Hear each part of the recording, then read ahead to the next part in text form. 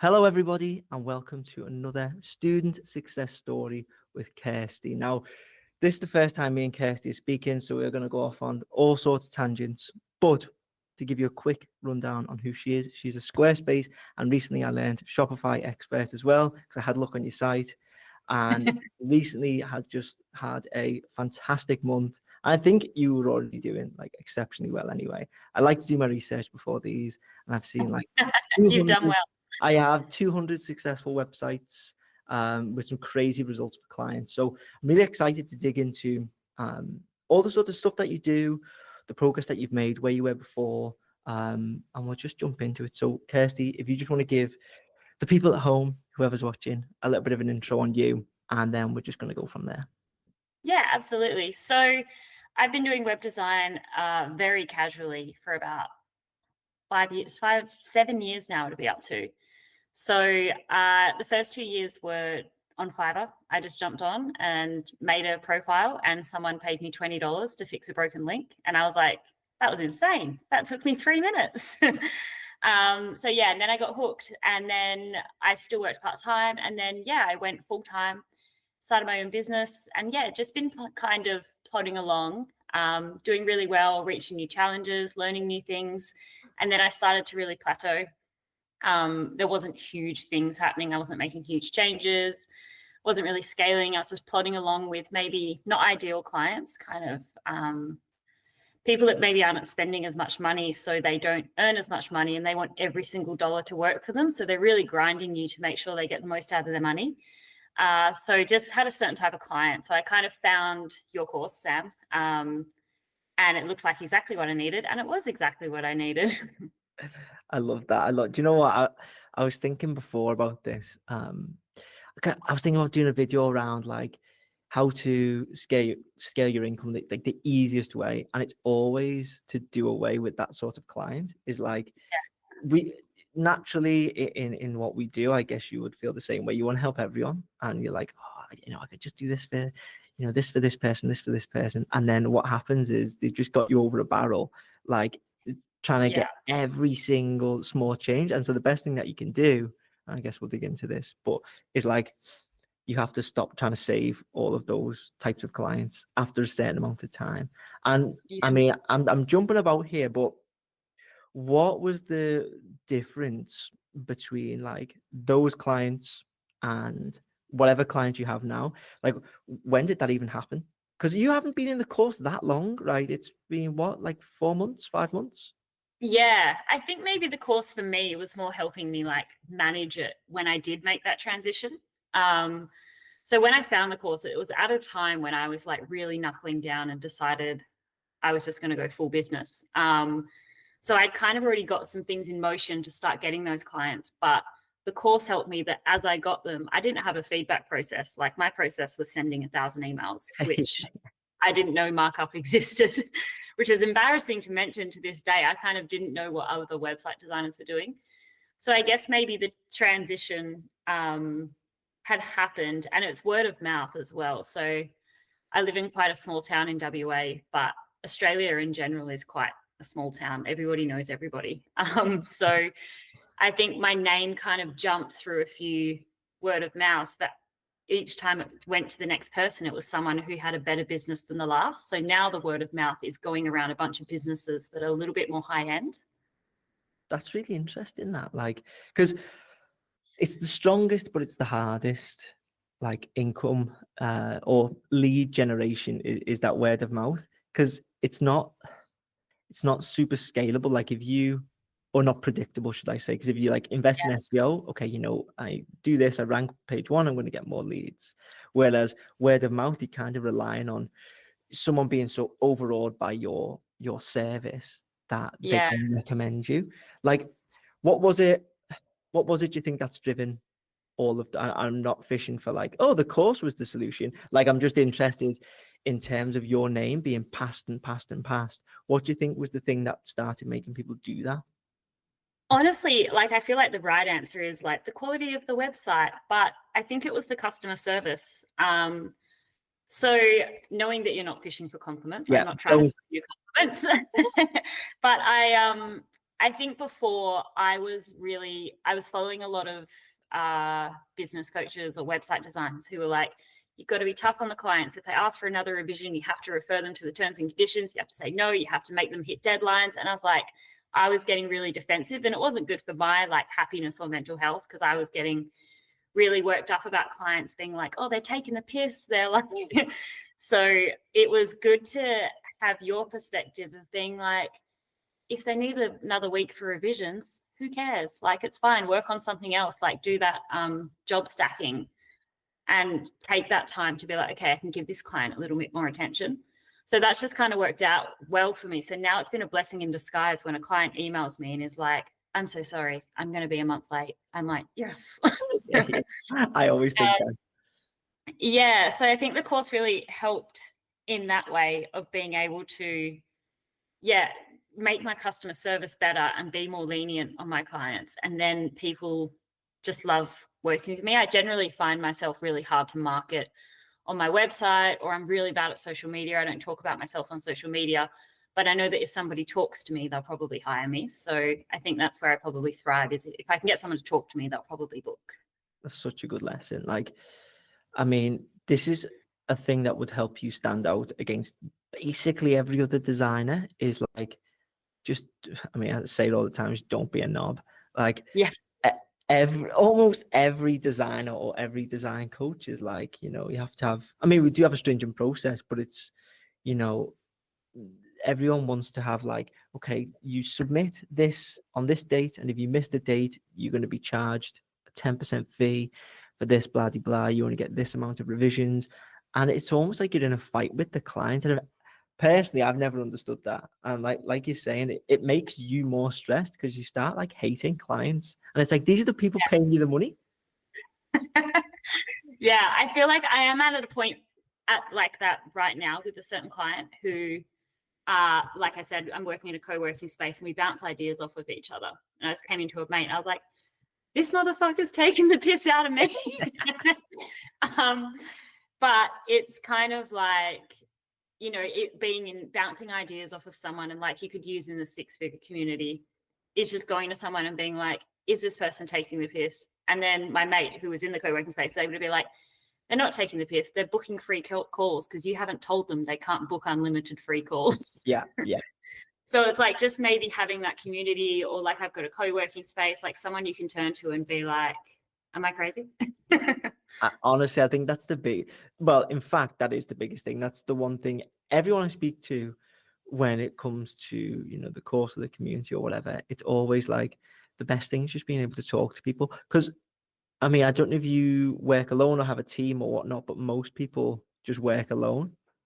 And yeah, I'm still at the moment. Well, I've got like people in co-working, but I'm like a sole trader. Yeah, and it gets lonely. Like, I remember in the first couple of years, I was looking for like freelancer Christmas parties, because the best thing about when you had a job was like the Christmas, the Christmas offers party. And I was looking for, Yeah. is there any in my local area, so I'm not like a sado at Christmas? And I Yeah. think that applies now with the community. Am I crazy? And then you can ask people. I feel like the co-working area would be good for that as well. Like, how long? Yeah, it is good. I've been here for a year now and it's been great. Before that, I would just work from home. And my partner does not work from home, but then I would end up working from home, being alone all day, not talking to anyone, because I don't really need to make calls or anything with web design. And then he'd walk in the door at 5 p.m. and I'm like, hi, how are you? How's your day? What are you doing? And just inundate him. It starves you. I'm lucky because I take calls all the time, just because that's my favorite part of the job. Like, I enjoy the calls more than the web design. But like, I mean, I don't know if I should say that actually, but like, Fair enough. yeah, I mean, without that though, you just get starved of like any social interaction at all. So I think it's I've tried co-working spaces before, but I get quite lazy. I love to just work at home. Yeah, that's fair enough. Save the commute. Just what you said as well, saying that you love taking calls. I wonder if that's where I'm struggling with this client at the moment, in that I'm like, don't talk to me. Like, we have our first free consult, which is 30 minutes, and then you book, and then there's no reason for us to have another call. Like, we've got workflow, we've got email, and that's it. But I wonder if I maybe need to be a bit more lenient and like jump on a few calls, because it probably does skip a whole chunk of emails. You know what? It does. So I had probably 2 clients this week, and they were like, what's your process in terms of moving things along? Do we have regular check-ins? And what I always say to them is, well, no, we'll have our initial consult, and we have, I still use markup at the moment. Yeah. We'll do markup, emails, but then I'll say, but whenever you wanna call, just book in. Like, here's my Calendly. Whenever you need a call, book in, and we'll talk 15 minutes. Yeah, And nice. I always cap it at 15 minutes. But then, I mean, you'll know, if you go over the 15 minutes, you have your 15-minute buffer, and they feel like, oh, they've done me such a favor, and then they're so Yeah, thankful. that's true. So I would say, if it's stalling, say, hey, whatever the name is, maybe we should hop on a call. We can go through, you share your screen, show me what you're thinking, you record it, take notes, maybe just use like a note taker, Yeah. go away and action it, and then there's no need for like the back and forth until you show them the next version. So Yeah. but I mean, possibly the worst thing is when a project stalls, and it's kind of like the ball's in their cup for so long, and they're just like super lazy. So you almost have Yeah. to like push them to do something. So maybe the call would help. Yeah. So is that generally your tactic as well, for if someone's like really lagging, and the project was, say, most of my projects are scheduled for like 5 to 8 weeks. I've had some that drag out to like 4 months, and I just don't know how to make them launch. This is what, do you know what? Everyone gets really hung up on these timelines. And so I'll always say it's roughly 4 weeks for like a standard site, something super Yeah. custom, maybe 6 to 8. Yeah. And then we'll still have, I mean, we're just finishing up this week something that we started in November. So it's been like 6, 7 months, and it's a basic site. It's a basic site, but the client has to write like 30 case studies, and so that's taking time. And then the like we sent a markup, and there's 2 guys, and they were having conversations with each other in the markup, and it was like, oh, fellas, what are you doing? But because of client stacking, you can just give them the space and say, hey, if this is going to take 2 months, like fucking whatever, just have that, leave them to it, let them get on with it at their own pace. And eventually it does finish. They've already got skin in the game with a deposit, but they should have skin in the game with a deposit. So they're not just going to like go away. And if they did, you've got the deposit anyway. Yeah. And then getting that payment, do you just kind of accept, I'll get the payment one day, it's just going to be a few months later? Yeah, 100%. So it will come. And the only thing I would say is I'm in a blessed position where like I can let a 3 or 4K completion fee sort of float in the ether for the rest of the year if I had to. Yeah. If you're just starting, and I know you're not, but this is more like if someone's watching and just starting, like it's so hard because you're like, I need that money, like fucking pay me. But then it sours the relationship. If you look at the bigger picture, you're going to possibly miss out on how many referrals. You might not get the feedback you want.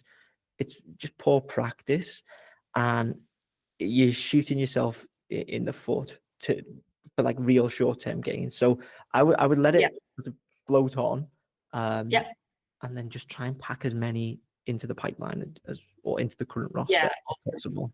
No, that's really reassuring to know, because I was kind of like, what am I doing so wrong that these projects? It's not your fault, but they just happen.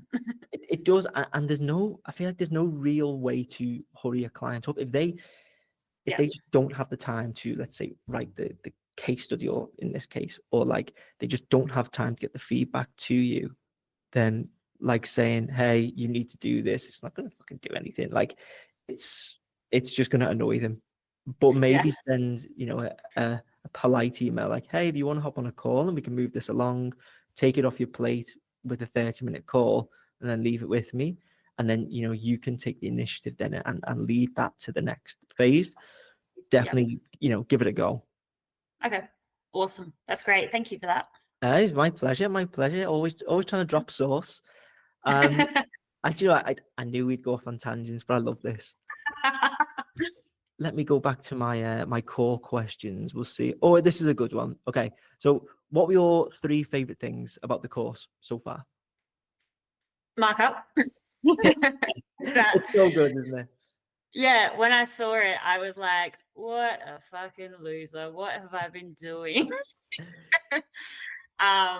So yeah, and that instantly, as soon as I got it, it changed. Like it just cut my projects in half. So it meant I got to a point. I think when I started, I was charging a project price, but I was tracking my hours and I was kind of just hitting the amount of hours I had budgeted for that project.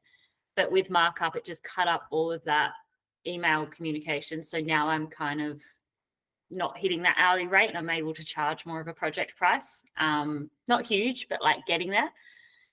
So that was really, really helpful. It's also really helpful to get a perspective of where everyone else is at, because like you said, it's quite a lonely job. You're not in a team full of website designers, so you've got nowhere to benchmark yourself. And I don't want to say I'm like competitive and trying to be the best one. I think there's enough for everybody. You can say that. But You can say that. yeah, but I want to be the best. No, but it is nice to know like you're doing it right. And whilst before I like look back on where I was before the course, and I wasn't doing it right, it's nice to now feel like, okay, I'm actually quite comfortable in what I'm doing right now. So markup, comparing yourself to others, and probably like the structure of it, in that like the start was stuff probably I could have skipped, but it was still nice to hear it, because no matter if you think you know everything, you don't. Like it's nice to still check in, and I got tidbits from earlier sections of the course, like the first few segments, that I would have missed if I'd just been like, I know all this, and skipped straight to like module 6. So yeah, I definitely recommend listening to every single bit, because there are just tidbits from the very start that you're like, oh my God, I wasn't doing that. And it's something you can pick up now, or it sparks your brain and like gives you ideas of what you could do. Yeah, that makes so much sense. And there's people, and I get it, who are like, I know everything, you know, by like 60% of a course won't apply to me. Even if like 99% of a course didn't apply to you, spend 10K, let's say, but you got like one tidbit that changed, even if it was like me saying, hey, use markup to communicate clients, change to a client, and then you halved the amount of hours you worked, kept your rate the same, and were far more professional with how you set up your project. Well, that's worth the whole price of entry alone. And that's the way I go into any form of education. I'm like, I'm only in this for one tidbit, one thing. If that's all I pick up, great. And so when you look at it like from a money perspective as well, so I obviously got markup out of it, so that paid for the course immediately. Then the Google Ads thing, I was winging it before. I was like, I can figure it out, and I was kind of just using my intuition, but now I can set it up properly. So that's a service that I can now sell. My SEO is way better, so that's another service I'm selling. So it's kind of like paid for itself and then stacked on top of that. I love that. Yeah, so there was no hesitation about it paying. It makes me want to go and buy more expensive courses and be like, what can I get return on them? But it's like, I also don't have the pile of money sitting there to spend all this money on so many courses, and be like, if I get as much as I got out of Sam's course, I'll be a millionaire by the end of the year. Just take my course again. Just keep paying. Yeah, just do it again and again. See if you can pick up another tidbit. Just keep going back through it. But I get like that. If I go to a good course, I would just want to do another one and then another one. I think it can get addicting almost, and that's why like I always try and bring people in as like, you know, like a guest speaker or whatnot, because I mean, the two things you've said there, like services, I only do Squarespace website design, like that's my thing. But then we had Ben who done the Google ads and Henry who done the SEO, and like you now get to offer those as a service. I think that's sick, because the Google ads was what, like a month ago, the workshop, and it's nice to know that someone is actually now selling that service based on the workshop. That's honestly, that's so cool. I love that. Yeah, it was good because I managed to already have those Google ads clients that were happy with what I was doing, and maybe that was because they don't understand it as much. Like I had a better understanding than them, and that's all you need. Yeah.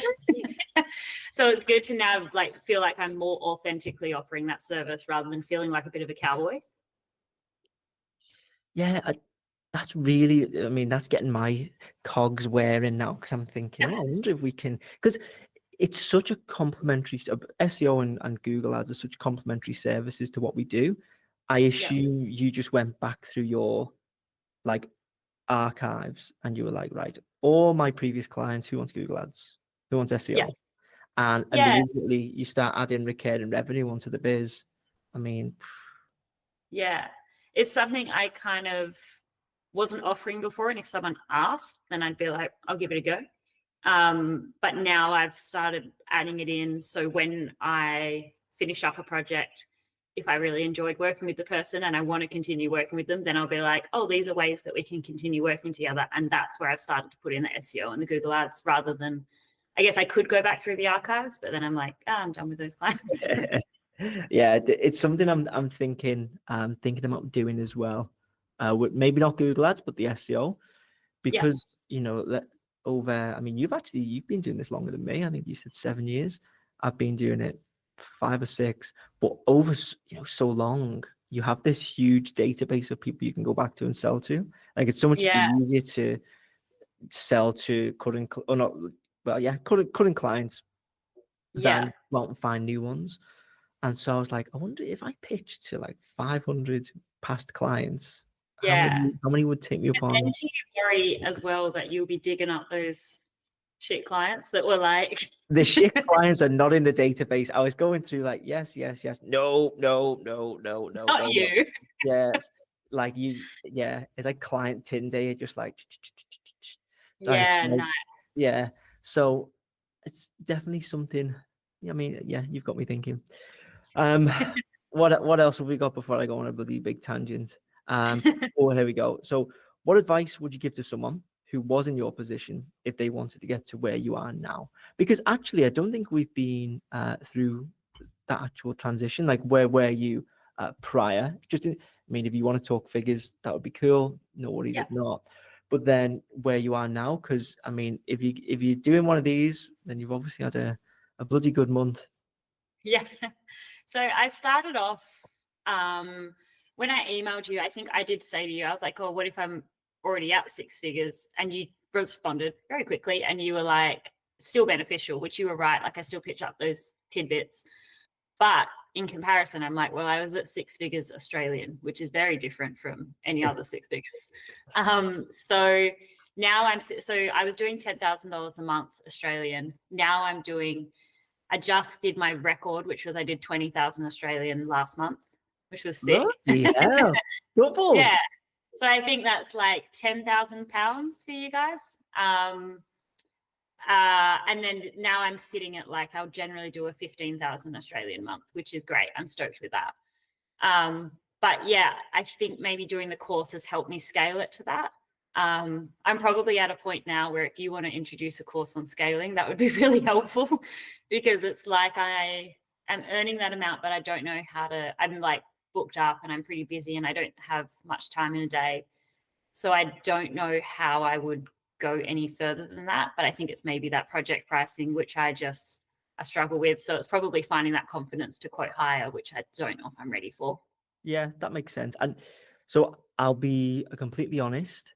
This 6-figure design club will get you to 6 figs, and it will allow you to get to, I would say, roughly $3 to $350,000 US. And then you need to change the way you do things a bit, which is kind of what I'm doing. Kind of what I'm doing now. But I feel like, because I got to, it was just above 300K dollars per year solo, and like, I mean, I was working very hard, but there's that feels impossible to me. Yeah, but it almost is. You've got to pull lots of different levers. So the easiest one is drop all the lowest paying clients to free up time, and then increase your pitching. And so let's say your average client's 2K. Just never ever take on anyone who wants small changes or like, just iterative small things. Just immediately say no, pass it on to somebody else. And kind of build that network effect, in the background.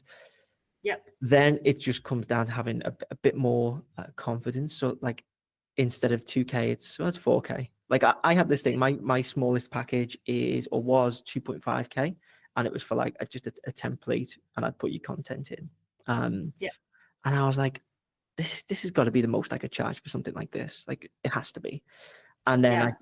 I bumped up the price to 3.5K and got more sales. Like it sounds fucking stupid, but it it just happens like that. The difference in a client's mind isn't that much as it is in our mind. It's such a Yeah. huge leap for us. But for a client who doesn't even know you, didn't even know what your prices were, but they don't even know. They don't even know any different. So It also helps working with like established businesses. So if they already have like an established, I see a lot of Shopify websites now, and they give me full access. So I end up inevitably, I see their income. yeah, So you're kind of like, it makes me feel, because I might be going in there like, you charge so much for this. My highest one that I've ever charged is $9,000, and that I was like in no way comfortable. And then I logged in and I got started and I was like, right, what are we going to do? And then I saw their income and I was like, oh, thank God. Like, I can afford this. That's great. But it's hard when you get like people who are just starting out a business, and they're sure it's going to work. They've got this new product and they're like, I've come up with this service or this product and I need a website. And it's so fun to work with somebody at the beginning stages of business where they're excited and you're excited enough. It's going to be awesome. But it's then hard when they're a startup, they put all of their savings into this website, and then they just sit and wait for it. And it's like, well, no, now you have to do social media and you have to tell everyone about it and you have to shout it from the rooftops. But they're like, but I just paid for this website and now I haven't had anyone fill in my contact form. And I'm like, no, you have to do something. exactly. They don't know what they don't know. And so Yeah. in their head, it's like, well, yeah, website, build it and they will come. Easy peasy. That's all they have to do, because Yeah. their sole focus is product or service, and like being really Yeah. good at that. But then, I mean, it's like a lot of designers, like, as you say, you don't like to promote yourself on social media. It's tough to get the word out about yourself, but it's easy to tell someone like, hey, well, you need to do this, obviously. But Yeah. this is like what I was saying, like another lever to pull is like, but as we said right at the start, like you have to drop that type of client. And this Yeah. is why I created that. So I have like a tier system to the pricing. It's like rough guidelines, amount of pages, time cap, blah, blah, blah. And that Yeah. tier one was aimed at that type of client. So without dropping them, I was pre-qualifying them. Do you have some level of funding? And I could send a form without hopping on a call and sort of devoting that time to a consult where it goes nowhere and getting Yeah. excited for them. And then they go, yeah, well, I've got $500. It's like, I can't do that because it's going to take the same amount of time as a 4K website to do a $400 website, and they're probably going to Yeah. want more. So Yeah, definitely. That's what I was saying at the start about how those people have worked so hard for that money. So they're like, I need to make every single dollar of this. So they're going to ask you to move something 2 pixels to the right, and they're going to like ask for every single thing because they need that money to work for them. But yeah, so I think, like you say, I'll just try and aim for those more high ticket clients. But I think you said at the start, you want to help everybody. So it's like when you see a really small business, or like I live in quite a small town in Western Australia. So when like somebody comes to me and they're like, oh, I'm going to start selling my art online, I'm like, well, I have to help you. I know. And the thing is, if I mean, I still haven't dropped all of them, but what I did was I just bumped my price up to be prohibitive enough whereby anyone who is like just starting out and they don't have any money, it's like, okay, well, I just cannot help you. Like I'm not a charity. But if they have just enough, well, then it's worth it for me. And I say, well, I'm going to use basically a template for you, but then make it look nice, so they are satisfied.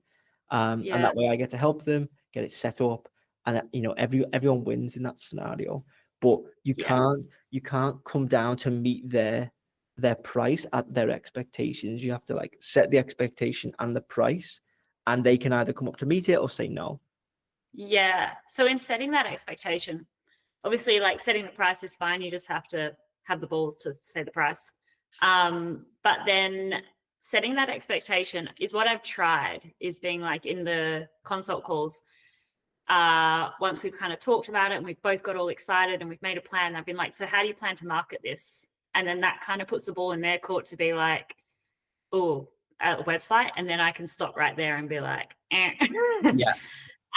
Which obviously like website, yes, but also like funnels to that website. So would that be your pre-qualifier sort of thing? Just being like, obviously you could say they've got the budget and they're like, I'll spend whatever it takes, but then being like, are you going to tell people about it?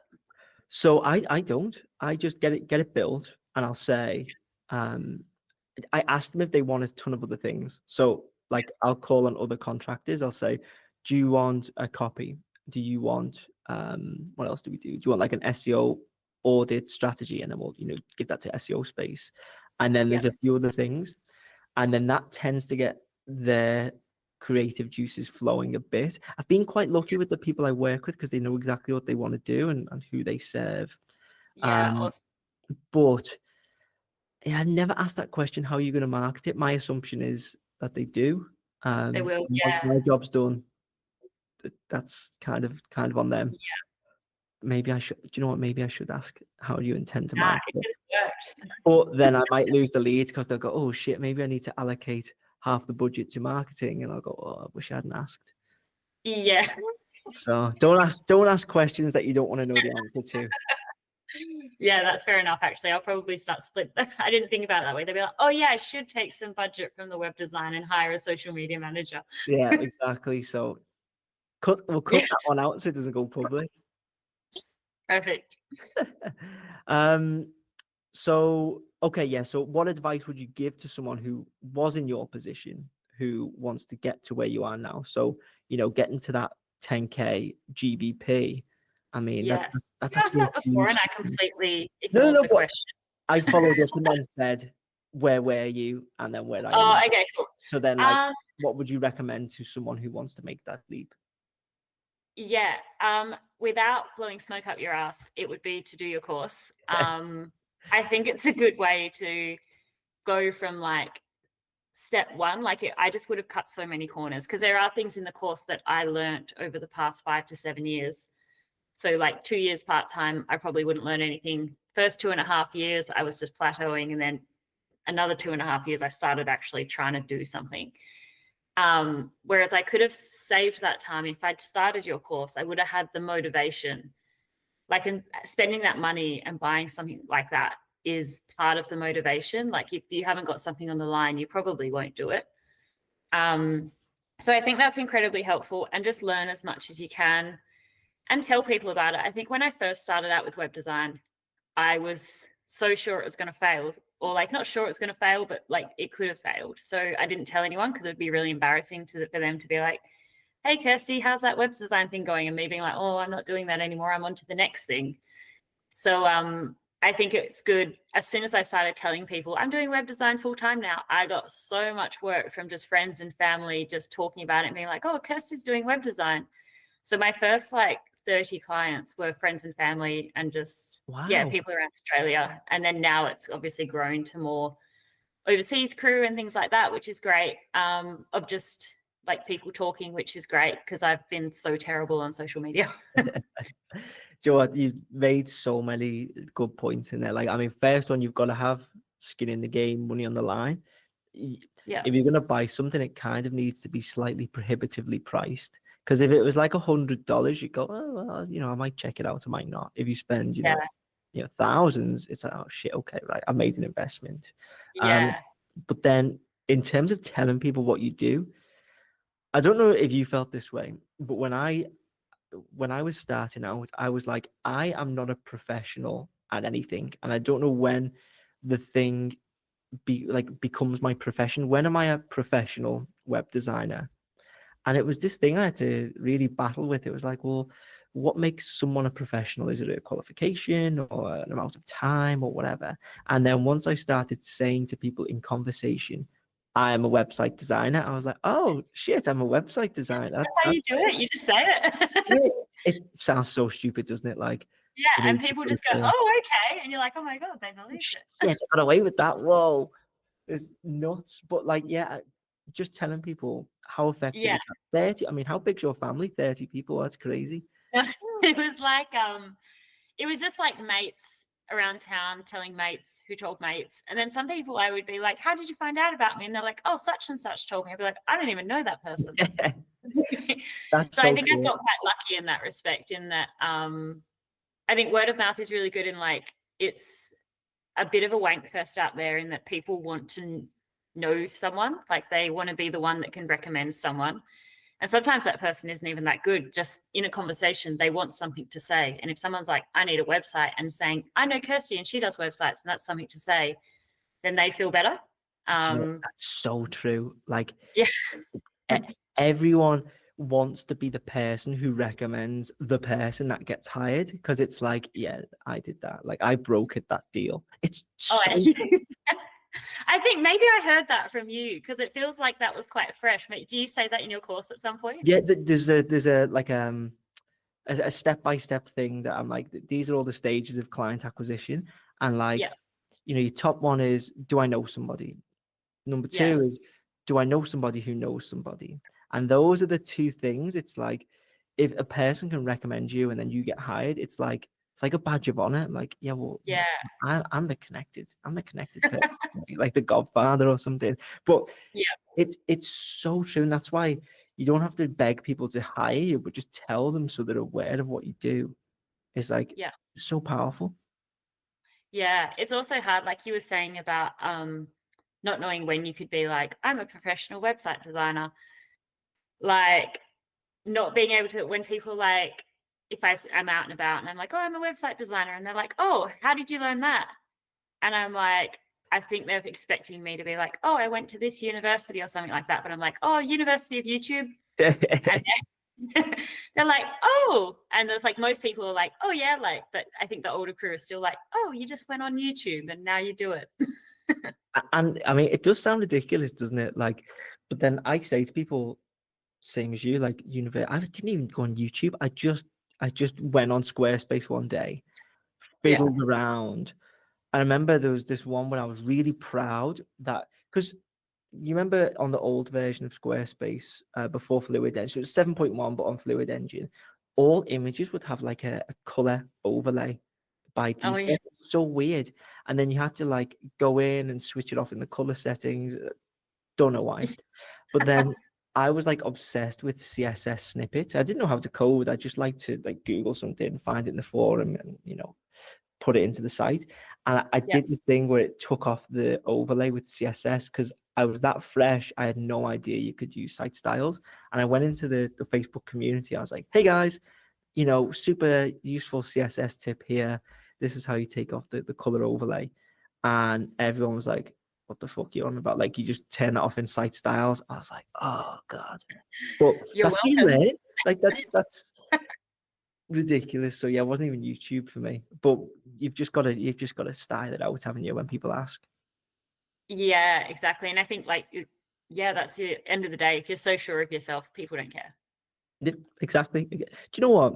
That's the biggest thing people, especially newbies, when they come into the course, they're like, what if someone asks me, like, I mean, I used to have this fear that someone would ask me what like HTML stood for. You have these stupid fears about like what they're going to. Somebody asked me that, I'm fucked. Yeah, I don't even know what it means. I have no idea what it means. I only just Yeah. about know what CSS. I think it's cascading style sheets or something like that. Yeah, I thought it was custom style sheets, but I think yours is actually right. I honestly, It's bad. but that's the thing. You think people are gonna like look at you and just like see into your soul and see like that you're a big fraud or something. And this Yeah. is everyone's fear. It's like, what if someone asked this on a call? You say with enough confidence, no one is going to ask you anything on a call, like Yeah. ever. It's Yeah. So yeah, that maybe that's number one advice for people starting out, is to be like, how do I become a website designer? Just start saying you are one. yeah. It's easiest, lowest barrier to entry in the Yeah. world. Just say you do it. Yeah, easy as that. Easy as that. I'll tell you what we'll do. We will go down to the penultimate one, which is, what has surprised you the most or made you the happiest about joining so far? Surprised me the most or made me the happiest. I think the community is really cool. Like, I don't jump in there much. I don't have much to say, but I'm definitely lurking. So it's handy to read. I've had like a couple of really challenging ones that I threw in there, and people are just like, good luck with that, and that's enough for me. That's enough. But yeah, I think the community thing is really good because it's a lonely job, like you said. So it's nice to have, and like the events you do, I think is really cool. I haven't made it to one and probably wouldn't with my location, but it's cool to get everyone together like that, like you said, with the Christmas party thing. Like, it's essentially a Christmas party. 100%. Yeah, so I think that is what like really warmed my heart, even though I haven't got as involved in it. And yeah, the tidbits along the way, like probably that was the main surprise, like I said earlier, is doing those earlier modules and being like, I don't need this, but I'm going to do them anyway because I want every single penny that this is worth. And then doing them and being like, oh, you should probably stop. I was playing it at like 1.5 times. And then I was like, okay, you have to listen to it at normal speed because there's a That's my couple things accent. you didn't know. Yeah, I have this thought about, because we've got tons of students in Australia. I think there's like maybe a dozen or so, and I'm Oh, like, nice. yeah, there's loads, and Yeah. I think specifically there's Cassie and Leslie, and then there's a few more, but they're not as active in the Facebook group. Yeah. But the community events, I always think, oh, the guys in Australia or New Zealand. Oh, and it's like, oh, I'm sorry, because like the live events are always like the online events. They're always like 7 p.m. UK, which I Yeah. guess you would. Oh no, you It's beat that. 3 a.m. for me Yeah, usually. exactly. And Yeah. I'm like, oh, okay, I do apologize, but my goal one day is to just get something in Australia and like just do like an in-person event just for you That guys. would be sick. You That would should be come good. over. And But yeah, I want mean, to you come just over. said it as well, is that there's a few Australians in the Facebook group, but they don't get in there much. So obviously you've got a bunch of Australians that are just lurking around. At So like maybe 3 a.m. Just like don't bother doing a call for us, because if we're just lurking, we're not going to jump in the call and say anything. We're just going to all sit there. that's true. Maybe That's the replay the best. yeah, valid. I think I've only got one more left here, and it Yeah. is what's next? Oh, I didn't think that through. I think I'm going to try and scale. I think maybe I need help. Like, I need to hire someone, but then I've got this battle with myself. I'm like, well, if I'm paying them, then that's money. I could probably do it quicker and I could just make the money. So I'm kind of having that battle with myself at the moment. But yeah, I think I'm going to try, and I've definitely got some tidbits as always out of this call. So just try and maybe like start grating away at those lower ticket clients and get the larger project price clients who are just like beautiful to work with as well. They're too busy to micromanage you, and they trust you that you're the expert and that you'll give them the best possible thing and have their best choices at heart.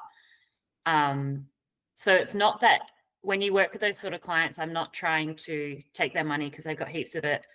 It's just someone that trusts me with their money, and that I'll make sure I give them the best possible experience, rather than that micromanaging, which just isn't good for both parties. You don't get a great product because it ends up being fussing over a line being 2 pixels to the left. So yeah, I think that's what's next, is just chewing some fat, cutting some fat. Love it. And in terms of people finding you online, where are they going to find you? Instagram, where you'll find me once a month. It's bykp.webdesign, and then my website is bykp.com.au. Or word of mouth, you might just end up hearing about me. Love it. Well, thank you very much, Kirsty. Thank you, Sam. I'm really happy. Thank you so much.